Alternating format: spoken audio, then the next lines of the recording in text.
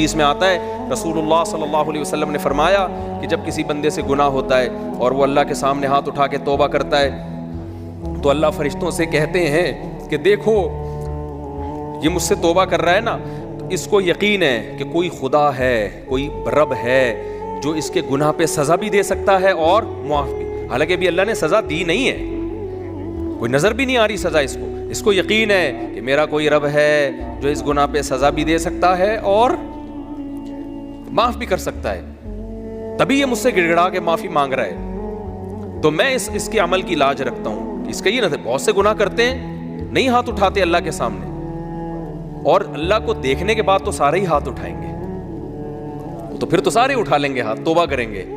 اللہ کہہ رہے ہیں دیکھا نہیں ہے اس نے، میری آیات پر ایمان لایا ہے، میری نشانیاں دیکھ کر، میرے پیغمبروں کی دعوت پر لبیک کہا ہے، تو اس عمل کی لاج رکھ کے میں اس کی توبہ کو قبول کروں گا. حدیث میں آتا ہے پھر وہ دوبارہ گناہ کرتا ہے، پھر دوبارہ اللہ کے سامنے آ کے معافی مانگتا ہے. اللہ کہتا ہے دوبارہ گناہ ہو گیا، پھر معافی مانگنا اس کی علامت ہے، اس کو یقین ہے کہ میرا کوئی رب ہے جو گناہوں پہ سزا بھی دے سکتا ہے اور جزا بھی دے سکتا ہے، معاف بھی کر سکتا ہے. تو پھر یہ معافی مانگ رہا ہے. نبی صلی اللہ علیہ وسلم کی حدیث کا مفہوم ہے 70 دفعہ بھی کوئی گناہ کر کے 70 دفعہ توبہ کرے گا تو اللہ اس کے اس جذبے کی لاج رکھ کر اس کے گناہ کو معاف کرے گا. اس کا مطلب یہ نہیں کہ آپ 70 دفعہ گناہ کریں، مقصد ایک سمجھانا ہے کہ توبہ میں تاخیر نہ کریں. تو اللہ معاف کیوں کر رہا ہے؟